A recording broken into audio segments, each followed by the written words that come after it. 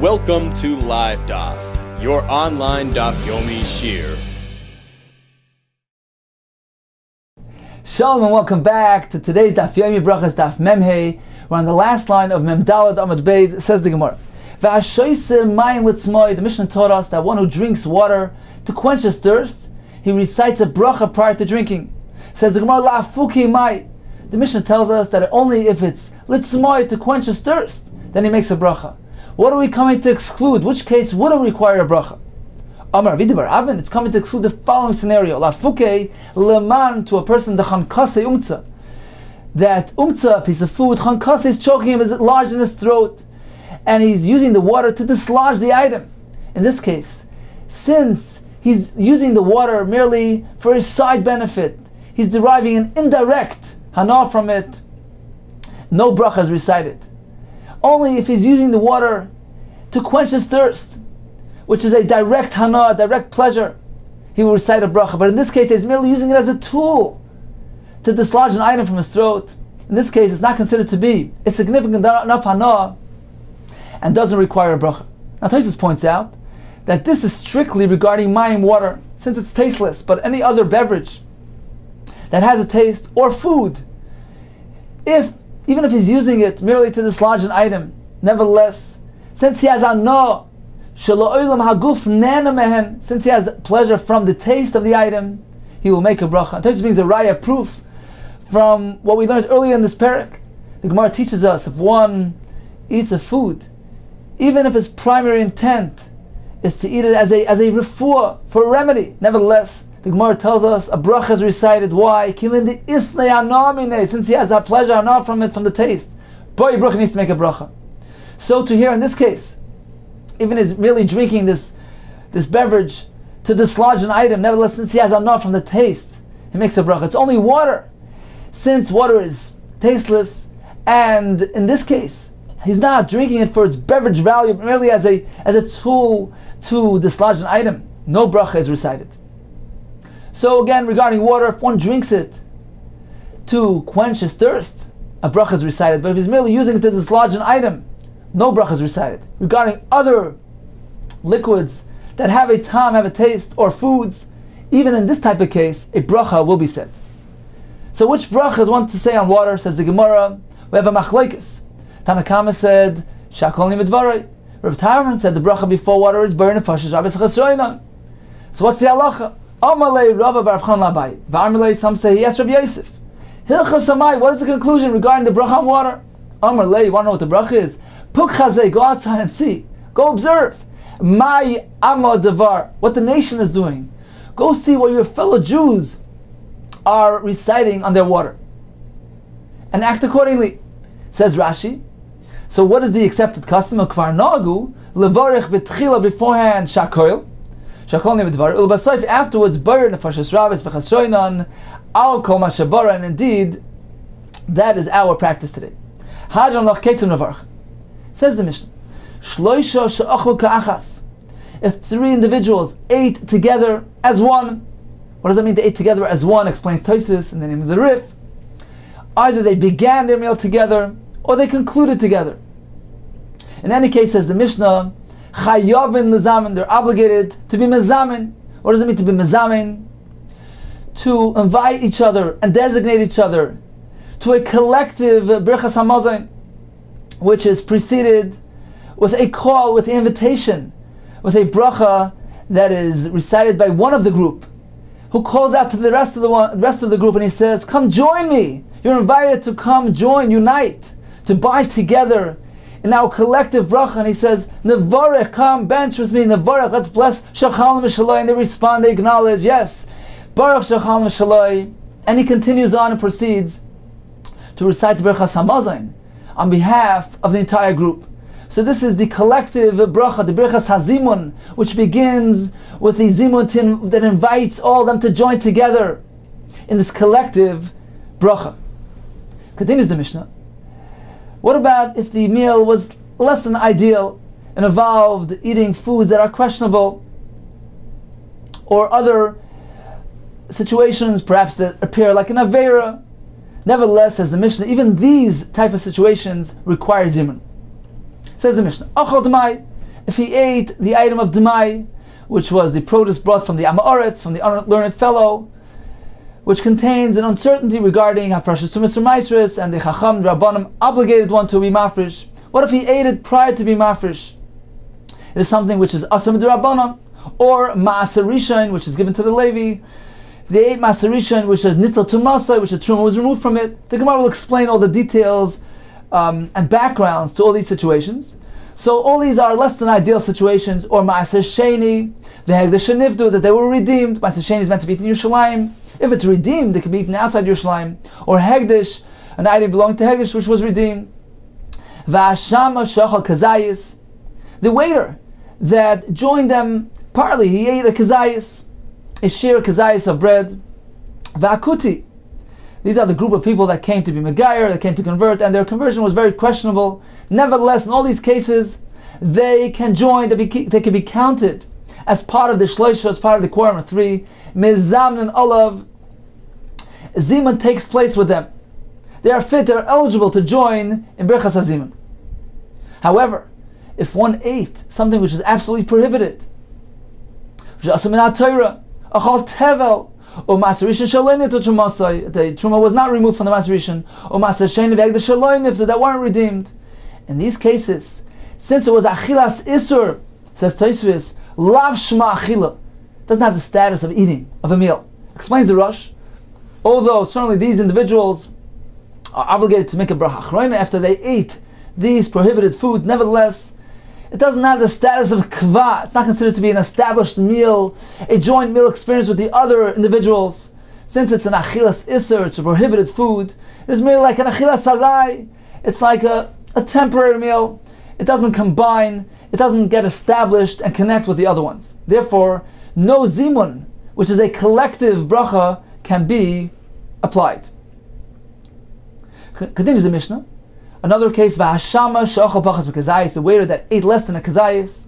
Or finally, v'hanachri, a guy, a non-Jew, a mazam nalav. They can't be counted in as part of the shloisha. Says the Mishnah, noshim avadim ektanim, a mazam naleim.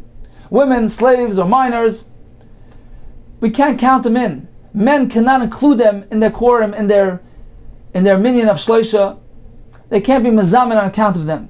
The reason is ktanim are exempt, and nashim avodim, either they're pater as well, or it's not appropriate for men to join with nashim or to join with slaves, which slaves generally are of low moral character, so it's not appropriate for them to join together in a Brachos HaZimun. Ad kama mezamnin, what is the minimum amount that one is required to eat? The minimum share of bread to require him, to obligate him in Brachos HaZimun. And as Rashi says also, if he wants to be mighty them, to exempt them, to make the Brachos HaMazon on account of the other ones, how much does he need to eat? Ad kazayis, an olive size, an olive volume of bread. Revidam ad kebetza, the volume of bread, a shear of an egg. So really this machlekes is based on a general machlekes. What is the shear, what is the requirement to obligate one to make Brachos HaMazon? Either a kazayis, or according to Vida Kabetza. So here in our Mishnah, it's merely a manifestation, it's an extension of that machlekes.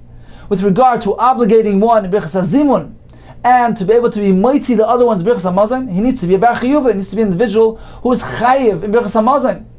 And therefore, we apply the same machlekes. The Tanna Kama says, the shir is kazayis. Ravida says, the shir to be mechayiv one in Brachos HaMazon is kabetza.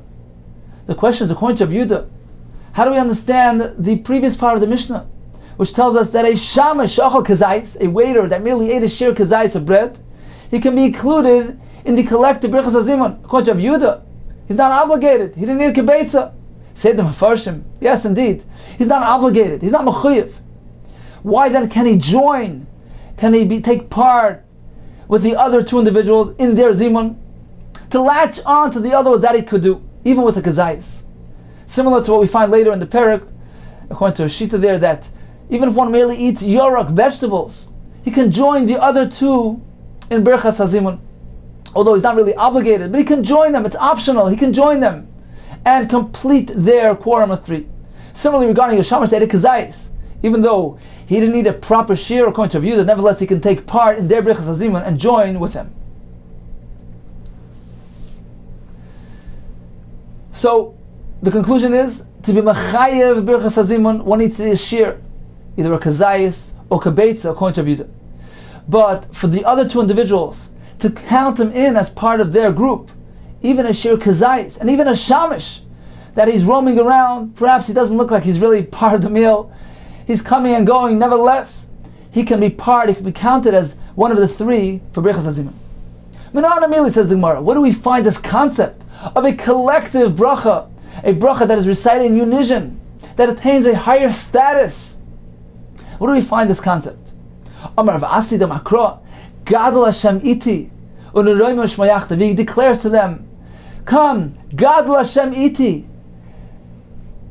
Declare Hashem's greatness with me, together with me. U'neroim shmayachta. Exalt His name together. Let's do it in unison, as a collective praise of Hashem. Not only each individual on his own, let's combine, let's unite, let's do it as a collective bracha, a collective praise of Hashem. Here too, regarding Birchas Hazimun, it is a much greater bracha than merely an individual making a bracha, Birchas Hamazon on his own. It's three people joined together in a collective bracha to praise and thank Hashem. Ravo Amar Mihacha, this will be the source. Kishem Hashem Ekra, when I call out the name of Hashem, Havu, Goydel Elokeinu, you give praise to Hashem, you declare His greatness. So it's one person calling out to two, Havu, that's a plural term. You too, Goydel Elokeinu. So come join me in this collective praise of Hashem. Continues the Gemara. Omer Rav Chanan bar Abba, Minayin, how do we know? La'oina Amen, one who acknowledges, one who answers Amen after a bracha, after hearing a bracha. He's not meant to raise his voice higher than the one that actually made the bracha. Shenemar, Gadol Hashem iti. Extol the greatness of Hashem with me together. Don't overshadow me. Don't appear to be more prominent than me. Acknowledge it. Come with me. Unite with me. Let's extol the name of Hashem together. So when a person makes a bracha, and another person overhears the bracha and responds, acknowledges with Amen, he's not meant to appear more prominent than the one that made the bracha. It's merely an acknowledgement. It's a response to the bracha. It's Gadol Hashem iti. Therefore, he must make sure that his voice is not on a higher tone than the mevarich. A similar concept says the Gemara, Amar Shimon Pazi, Minayin. How do we know? Sheina metargim, the interpreter, is not meant to Rashe Lagbia Koyle, is not meant to raise his voice higher Yosim Nakoyer than the one that is actually reading the Torah. Was there practice that there was a Koyrei in Shul and a metargim, one who reads the Torah and one who translates the words for the congregation? So the Gemara teaches us that the metargim is not meant to raise his voice higher than the Koyrei. He's not meant to appear more prominent. He's not meant to overshadow the one that is actually reading the words of the Torah. Shenamar, as we say, Moshe Yadaber, as it says in the pasuk, Moshe Yadaber. When Moshe Rabbeinu announced the words of the Torah that he received from Hashem, he announced it to Klal Yisrael. V'elakim yanenu b'koil. Hashem responded to him, b'koil. Shein tamalim b'koil. The word b'koil seems superfluous. Umar tamalim b'koil. What does the pasuk mean? V'elakim yanenu b'koil means as follows: b'koiloi shel Moshe, on the same tone, the same voice level as Moshe Rabbeinu. Explains Tosfos. Although Moshe Rabbeinu needed to raise his voice very high in order to call out the words of Torah to Klal Yisrael, to announce the Torah to Klal Yisrael, he needed to strain himself and to raise his voice on the highest level. However, Hashem Yisbarach, when Hashem spoke to Moshe, he didn't need to do so. He was merely speaking to Moshe. He could have spoken in a very low tone. Nevertheless, the pasuk teaches us that since Moshe Rabbeinu needed to elevate his tone of voice on a very high level, therefore Hashem also raised his voice to be equal to the same level as Moshe. That's why it says, Elakim yanenu b'koil. Hashem, who is considered to be like the Koyer b'Torah, he raised his voice to the same level as Moshe Rabbeinu, who is considered to be like the Metargim interpreter. So we see from here that the Koyer and the Metargim are meant to have the same voice level. The Metargim's voice is not meant to exceed the voice level of the Koyer. Tanya Nami Yachi. We learned a Brisa which teaches us the same halacha. Now we have two halachas in the Brisa. Number one, the halacha that we just mentioned, that the Metargim interpreter is not meant to appear more prominent than the Koyer, and therefore his voice shouldn't be raised higher than the Koyer. A second halacha as well, that the Koyer's voice shouldn't be on a higher level than the Metargim. We want the tzibur, the congregation, to pay attention to the Metargim. And not the Koire shouldn't appear more loud and clear than the Metargim. We want them to listen to the Metargim, to understand the interpretation and the meaning of the words. Therefore, the Koire must ensure that his voice is not raised higher than the Metargim. They're both supposed to have the same level. The Metargim not greater than the Koire, so that it doesn't appear more prominent. And similarly, on the flip side, the Koire not greater than the Metargim, because we want people to pay attention to the Metargim. So both of these are contained in the following brayso. Tani Nam Yochi, Eina Metargim Rash Lagbia Kodesh Min HaKoire. Vim Efshar LaMetargim. This is regarding the second halach, that the Koire is not meant to have a louder voice than the Metargim. Says the brayso, but that's not feasible. Vim Efshar LaMetargim Lagbia Kodesh Min HaKoire. But the Metargim doesn't have the ability to equalize his voice to the same level of the Koire. In that case, says the brayso, the Koire should take it easy, should lower his voice. So the Koire, the one reading, should lower his voice, so that the effect should be that both the Koire and the Metargim have an equal voice level. Continues the Gemara, Itma we learned. Shnaim shachol kachas. What if two people are eating together as one? Is there a concept of zimun? Pligi Rav Yechon. Machlokes in Rav Yechon. Certainly, there's no chiyuv, there's no obligation. The Mishnah taught us only when three people are eating together, there's a chiyuv zimun. But perhaps it's voluntary, it's optional. If they choose to be mezamen, can they do so?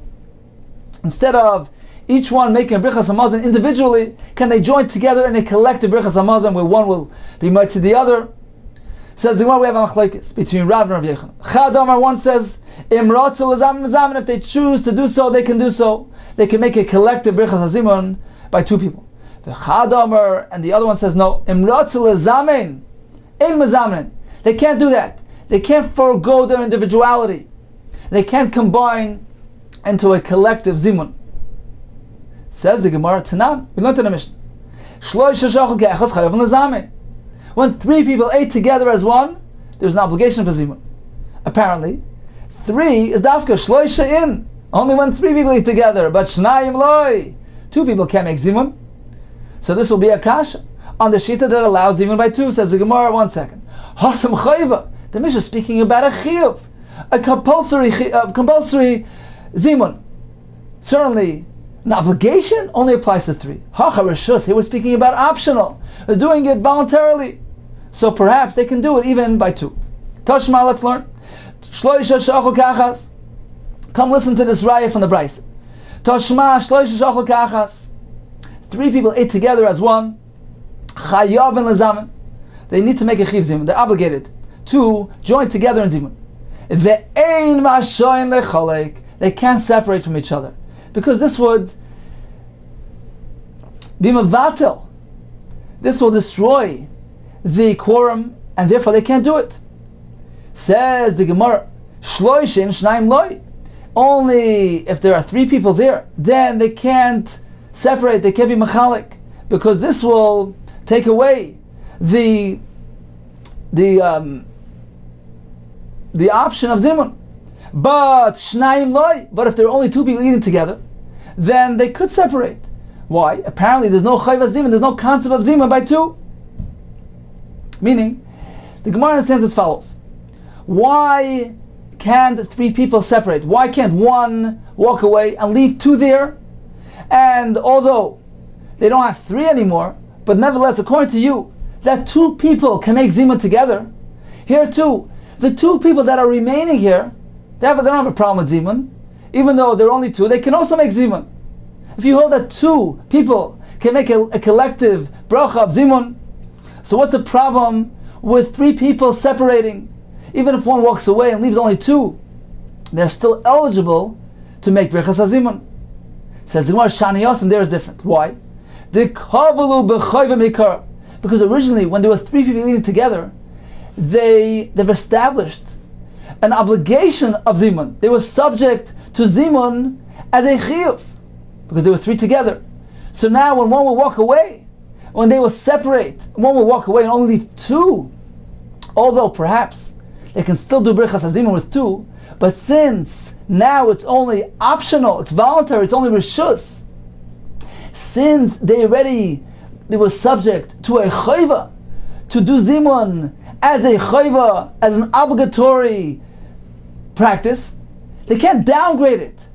They can't lower it down to a level of reshus. Therefore, that is not allowed. That's why the Brachos says, when three people live together, and they already kiveya their zimun b'chayva, they were obligated to make brichas zimun, one can't really walk away and just leave two, because now you're causing them to downgrade their zimun from a chayva, from an obligation, to merely a reshus, to something which is merely optional. And as Rashi says, Gadol ha-mitzvah v'oiseh, the mitzvah that is done when one is mitzvah, one is obligated, it has a much greater mitzvah. It is a mitzvah of much higher value. Therefore, you're not allowed to downgrade it from a chiyuv to a reshus. So indeed, even two people, if they choose to make zimun, perhaps they can do it. But not if they were already established, if they were already subject to the chiyuv of zimun, which is applied to three. They can't downgrade it to the lower level of zimun of two. Tashma, come and listen to the following raya. If a waiter was serving two people, he can partake in the meal, even though they didn't grant him permission. Why? Says Rashi, because they're amendable, they're happy that he's joining them and making them eligible for Brachos HaZimun. But if he's serving three people, in that case, then he can't partake in the meal unless they grant him permission. So we see clearly that we require three people to be eligible for Brachos HaZimun. That's why the waiter can eat without permission, since they need him for the quorum, they need him for the number three, which is the number required for Brachos HaZimun. So apparently, two people on their own cannot recite Brachos HaZimun. Says the Gemara, Shani Hasam, there is different. Why? Because they're happy. They're willing that he should join them. They want to be nikva b'chayva. They want to be established in the compulsory Brachos HaZimun. They want to recite Brachos HaZimun with a mitzvah, with a chiyuv, mitzvah v'oiseh. Therefore, they're happy that he joins them. So although theoretically two people on their own perhaps can make a Brachos HaZimun, however, it is still reshus, it's only optional, only voluntary. And they're more than happy that he joins them, so that they are, on account of his joining them, they will have three, and now they will be mikvul b'chayva, their zimun will be of a obligatory nature. Continues the Gemara, Tashma, come and listen. The following proof. Noshim mezamnes la'atzman, women can make a zimun on their own. Vavadim mezamnes la'atzman, slaves can get together and make a zimun on their own.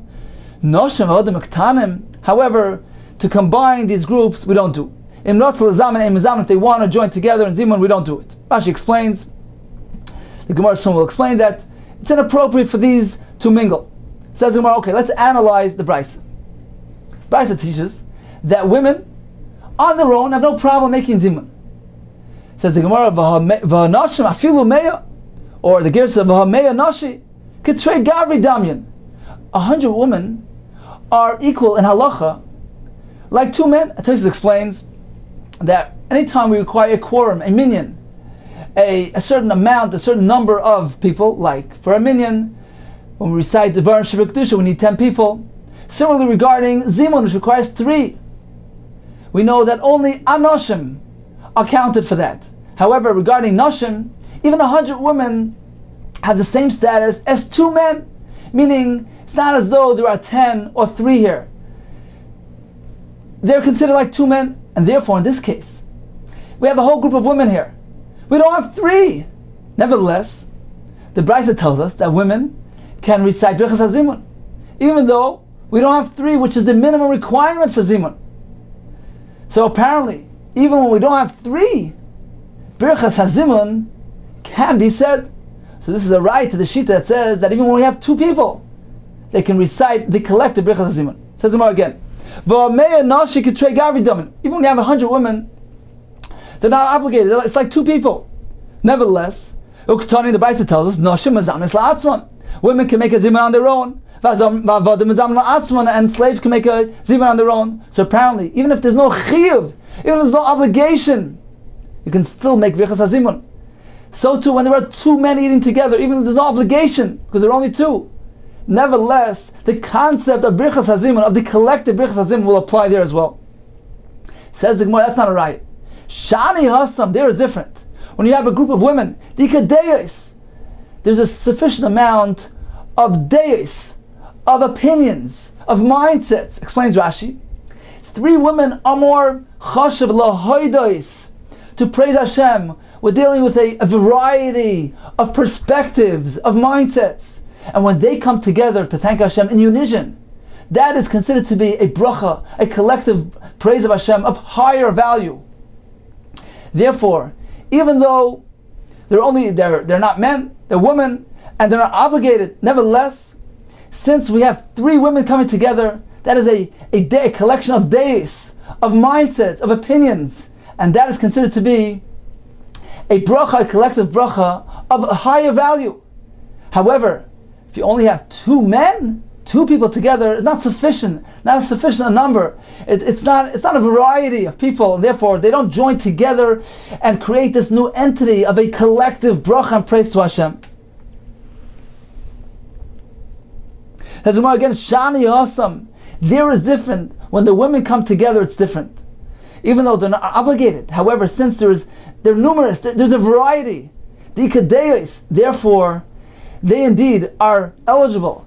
It is appropriate for them to recite this collective bracha, Brachos Hazimun. However, when you're dealing with only 2 men, the number 2 is not sufficient. It's not a sufficient amount of deis to be considered to be a variety and to join together in a collective, elevated blessing, bracha, and praise of Hashem. Says the Gemara, so let's take a look at the seif of the Brachos. Noshim va'avodim imrotzul zamen emazamen. Women and slaves, that they want to join together to make zimah, they can't. Amai loy, why? But we have many opinions, we have many perspectives, many mindsets. Why can't they join together? Make Brachos Hazimun. Says Gemara, Shani Hasam Shem Prisusa. Over there, it's because of a different concern. Because of Prisusa, we're concerned about inappropriate activity taking place between these groups of people. Says the Gemara, Tistayim, let's determine the Rav, the Omar Ratzul Zamin Im Zamin. We had a machlekes in Rav Yochanan, whether 2 people have the option of making a Brachos Hazimun together. Let's figure it out. Let's figure out who says what. Tistayim, let's determine. The Rav is the one that says the Omar Im Ratzul Zamin Im Zamin, that Zimun cannot be applied to 2 people. How do we know that? The Omar of Dimar Yisrael Rav. So 3 people ate together as one, and one of them walks out to the market. When they finish eating, they can call out to him. They can make zimun on his account. They can go and inform him, they can call out to him and inform him that they're ready to bench, they're ready to make zimun. And he will turn to them and pay attention to them and listen to their zimun and respond. That's okay. Says the Gemara, Tama the currently. Only because they're doing it in that manner, they're calling his attention, and he's there and he's responding. So he's joining with their zimun. But otherwise, 2 people alone, the remaining 2 people cannot do Brachos Hazimun. So apparently, Rav, who is the author of this halacha, holds that Shnaim Ein Mezamnin. Says the Gemara, Shani Asam, there is different. The same teretz the Gemara said earlier, since they began as 3, they were subject to the chayiv hazimun, to zimun as a compulsory thing, as an obligatory mitzvah, chayva. Therefore, they can't absolve themselves, they can't downgrade it. Therefore, they must call out and find the 3rd fellow and have him join in their zimun. But theoretically speaking, 2 people alone can do Brachos Hazimun according to Rav. So, okay, we have no raya from here regarding Rav Shita. Ella, let's move on to Rabbi Yochanan, to Stay and Rabbi Yochanan. Let's figure out, let's determine that Rabbi Yochanan is the one that says with the Amar, that if 2 people choose to make zimun, they can't do so, and they must make their Brachos Hamazon individually. The Amar Rabbi Yochanan taught us the name of Rabbi Yochanan, Shnaim shachlu ka'achas. If 2 people eat together as one,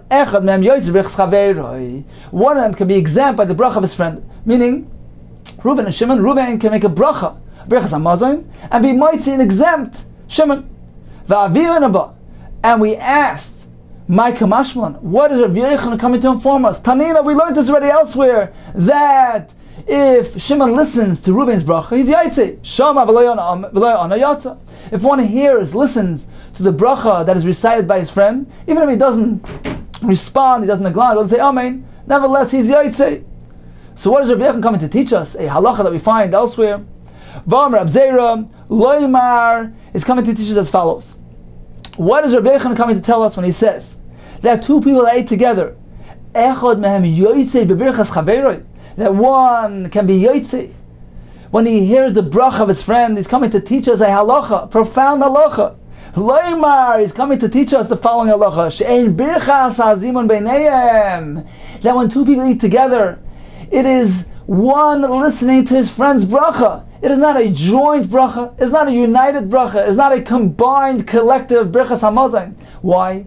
Because there's no birchas hazimun by two people.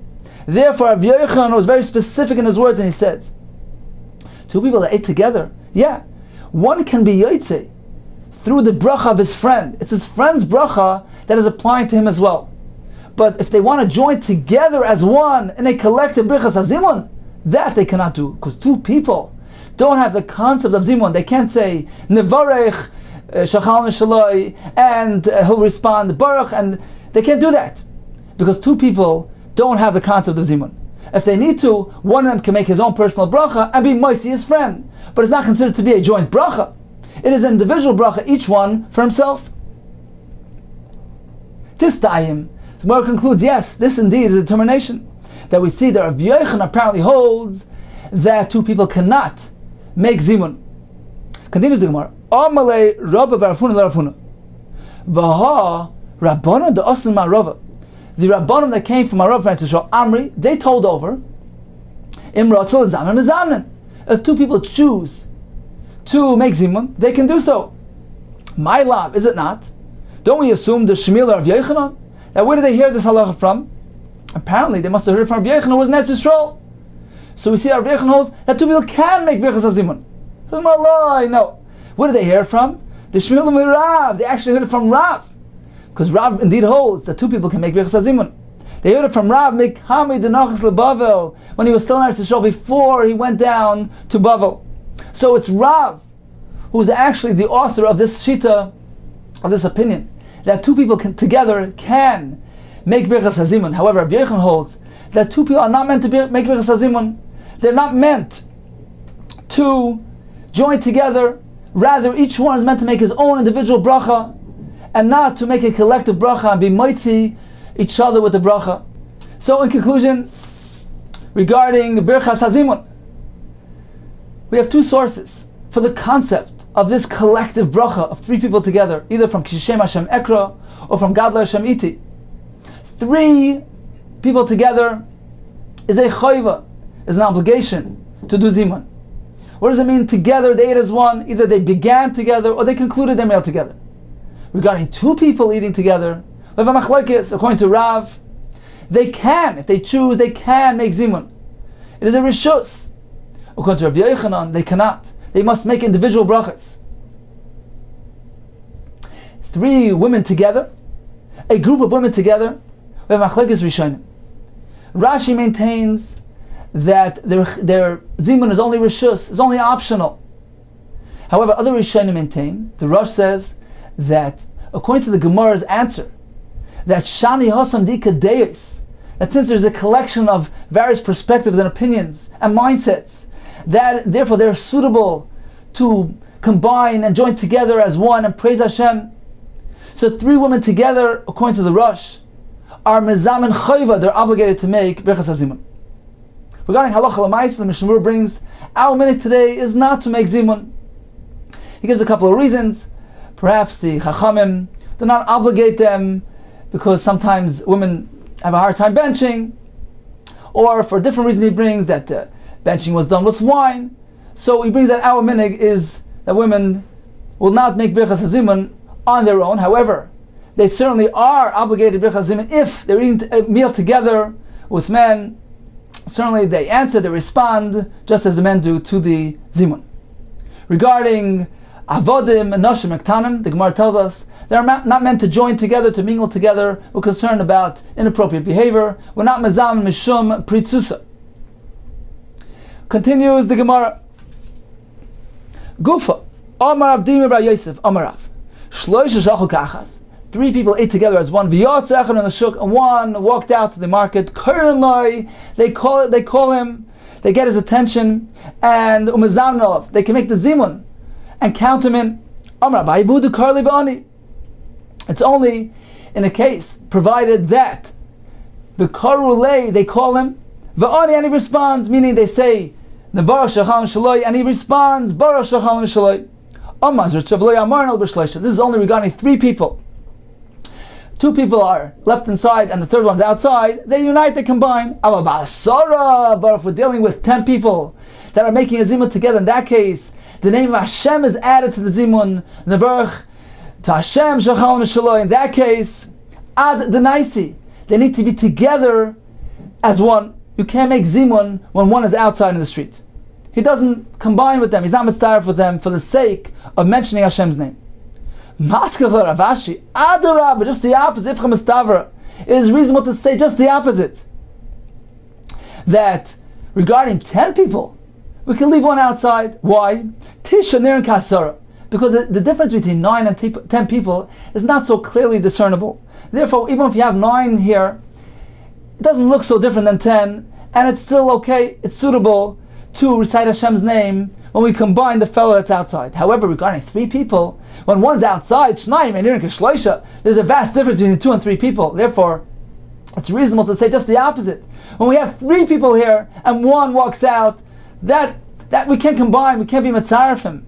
But if there's 10 people and one's outside, since 9 and 10 are very closely related, it is enough to make Brachos, even if 9 are inside and the 10th guy is being mitzvah from the outside. Says the Gemara, and the final halacha is like Razucha, that this allowance is only regarding 3 people, but certainly regarding 10 people, a minyan, we require that they all are present here inside my time. Why? Because we need to mention Hashem's name. When we have less than people, less than 10 people is not appropriate. So we have a machlekes between Marzucha and Ravashi in the case where one of them went outside to the shuk and they would like to make zimun on account of him, to count him in. According to the Marzucha, when it's a zimun of shloisha, that's allowed. But when it's a zimun of 10, that's not allowed, because Shem Shemayim requires 10 to be present here. According to Ravashi, just the opposite. When it's a zimun of 3 and one is outside, we can't do zimun.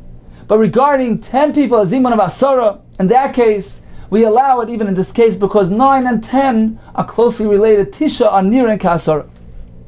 Says the Gemara, Amar Abayi Naktina, we learned the following halacha. Shnaim shachlu ka'achas. If 2 people ate together as one, mitzvah lichalek, it is a mitzvah. It is preferred that they split up and make individual brachas hamazon rather than one reciting on behalf of the other. Tani namiyachi, we learned the Bryce in support of this. Shnaim shachlu ka'achas. 2 people ate together in unison. Mitzvah lichalek. Bamedva mamurim. When is this said? Because Shneim seifrim, when they're both scholars, they're learned people, they can make brachas hamazon on their own. But aval echad seifer, one is a scholar of echad bur, and the other one is an unlearned fellow. In this case, certainly seifer mevorech, the learned one should make the bracha ubur yaitze, and the unlearned fellow should be yaitze with the seifer's bracha. Explains Tosfos, why do we obligate them to make individual brachas? Says Tosfos, because brachas hamazon is d'oraisa. Therefore, it's unlike other brachas that are merely midrabanan. Therefore, here we require each person to make his individual bracha. Number 2, says Tosfos, since they're already at the end of their meal and they're prepared to go on their separate ways, therefore the siruf is no longer, the bond is no longer intact, and therefore we prefer that they make individual brachas rather than they join together in one collective bracha. Now this puts the previous discussion in perspective. We had a machlekes regarding 2 people. If they choose to make brachas hazimun, according to Rav, they may do so. According to Rav Yechon, they can't. They must make individual brachas hamazons. So it appears that according to Rav, although they're going to forego this individuality factor, nevertheless, since by joining together, this creates a collective brachas hamazon, it has an added element and it compensates for the individuality. So according to Rav, they may do so. According to Rav Yechon, however, no, You may not forego your individuality for the sake of joining together, of two people creating this joint collective Brachos HaMazon. Two people joined together, that has no significance. Three people, yes, that's considered to be an elevated manner of Brachos HaMazon. That's considered to be a collective bracha that has great significance. It's learned from the Psukim. And that certainly comes in place of individuality. That certainly is greater than each one making his bracha on his own. But merely two people joining, that has no added element, and therefore one cannot do so. If it's at the expense of individuality, each one needs to make his own Brachos HaMazon. Continues the Gemara, Amar Rava, Ha Milsa, the following thing, Amrisana, I said on my own, V'ritamra, it was said over, Mishmei Rav Zera Kavasi. It was said over the name of Zera, and it concurred with my opinion. Shloisha Shachal Kachas, three people eating together as one. Echad Mafsek L'shnayim. One of them needs to interrupt his meal and join the zimun when the other ones are ready. However, but two don't need to stop for one. Says the Gemara, no, Valoi. For Rav Papa, Rav Papa interrupted his meal for his son Abba Mari. When it was him and somebody else, so we see two people interrupted for one. Says the Gemara, Shani Rav Papa, the Lefnim Shir Sadin Avad. He did beyond the letter of the law. He wasn't required. He did Lefnim Shir Sadin, as Rashi says. He did it to show chashivas, la'achshuvei, to give honor, to show chashivas for his son. Continues the Gemara with another story. Yehuda bar Merema together with Mamre Avashi, together with Rachman Redifti. Karchi Rift about Adadi. They ate a meal together and they came to Brachos HaMazon. Lo Yahavu Chad. There was nobody there who was more distinguished than the others. To initiate the Brachos HaZimun. Amri, they said, this is what we say in the Mishnah. Shloisha Shalko Achas. Three that ate together, Chayav L'Zamein, obligated to make Zimun. Hani Mili, this is only when there's a great man, there's somebody of higher stature that will initiate the Brachos HaZimun, will invite the others to join in this collective bracha. But if we're all of equal stature, in that case, Brachos HaZimun is not done, but rather Chiluk Brachos Adif. It is better to split and make individual brachos rather than join together in Brachos HaZimun. We know that Brachos HaZimun is meant to be given to offer to the Adam Gadol in the group. And as the Mepharshim point out, where do we know Brachos HaZimun from? From the Psukim of Gadol Hashem Iti. Who recited that? David HaMelech declared, come join me. Ki Shem Hashem Ekra. That was declared by Moshe Rabbeinu. So a great person, he's meant to go and declare and invite the others to join him in this collective bracha. But for all of equal stature, it doesn't apply. So indeed, they proceeded Baruch Inishal Nafshe. They made their individual Brachos HaMazons, and then Asal Kamei de Merema. They went to Merema and they told him the story. Amar Los, he told them, you've made a mistake. You should have done Zimun. Yidei Bracha Yatzasim. Okay, you fulfilled Brachos HaMazon, but Yidei Zimun lo Yatzasim. You've missed out on Zimun. V'chi Teimer. Okay, so you'll say it's not too late. Niha Adon Azam. We'll go back and make Brachos HaZimun. Although we benched already, but Brachos HaZimun is that added bracha, that collective bracha that we can do even now. No, he told them, Ein Zimun l'mafreya. Zimun doesn't work retroactively. Once you've benched Brachos HaMazon, you can't do Zimun any longer. Continues the Gemara with another halacha. Ba'u matzon. If a fellow arrives and he encounters a group engaged in Brachos HaZimun, Ba'u matzon k'shehem avarchem. Ma'u emachreim. What does he say after them? Rav Zidama, Baruch Mavarach. He's meant to say, Baruch Mavarach. Taisa says, Baruch Mavarach Shmoi Tamid Loilam Vayit. That's how he responds. Rav Papa Amar Ina Amen. He merely says Amen.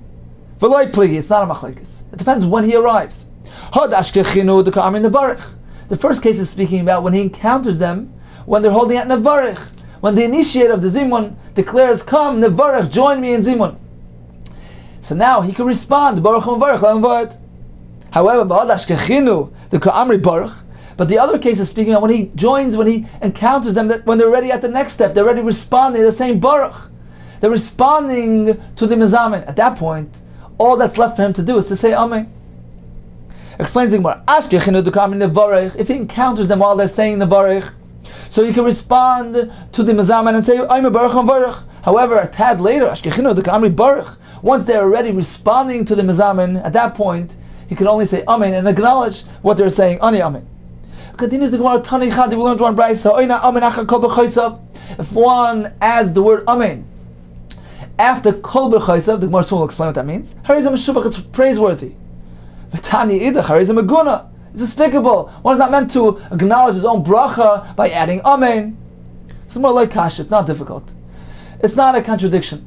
This is the resolution. It depends. Ha b'bayni Yerushalayim, ha b'shar brachos. By bayni Yerushalayim, which is the end of the sequence of the brachos in Brachos Hamazon that are midaraisa. We know the first three brachos are midaraisa. So at the end, which is bayni Yerushalayim, at that point he is meant to say amen. So that's the first brayso. One is meant to say amen acha kol brachos when he completes the series of his brachos. Ha b'shar brachos. The second brayso is speaking about ordinary brachos. One says amen acha kol brachos on any of his brachos. That is not meant to be done. Says the Gemara, Abaye anole b'koila. Abaye would say this amen after Bnei Yerushalayim. You'd say it out loud because this is the end of the brachas deraisa. Ki heichi the lishma pailim, so that the laborers will overhear, will see that they're holding at the end of brachas deraisa. V'likum, and they go back to work. The atoiva meitiv of deraisa, because the fourth bracha of atoiva meitiv is merely a derabanan, and the workers are not meant to take off time from their labor to say atoiva meitiv. Therefore, Abaye announced it so they know now it's time to go back to work. Rav Ashi, Rav Ashi said the amen, but he said it quietly. He whispered it. Why? So that the masses shouldn't be mazal, shouldn't be little, shouldn't be lax in the Hateva Meitiv. Therefore, he didn't want to make that public distinction between the brachas deraisa and brachas derabanan. He said it quietly. So in conclusion, we have a few halachas regarding zimun. Echad mafsek l'shnayim. One individual is meant to interrupt his meal and join the zimun when the other ones are ready. Then we learned about shloisha afilu shavin, even if they're of equal stature, they make zimun. We learned that in zimun l'mafreya. Once we said Brachos Hamazon, it's too late for zimun. We learned regarding the latecomer, a person who arrives and sees the group engaged in zimun. He's meant to say baruch u'mavarach. If he comes later, they're already responding, then he should say amen. And finally, we learned regarding amen. He's meant to say it at the end of the sequence. And Brachos Hamazon, Rashi says even at the end of the sequence of Brachos Krishma, Tesis says that the minhag is not so. Only after Bnei Yerushalayim we say amen. Abaye said it loud. Rav Ashi whispered it so that the crowd will maintain the proper regard and respect for the bracha of Hatay v'Hametiv.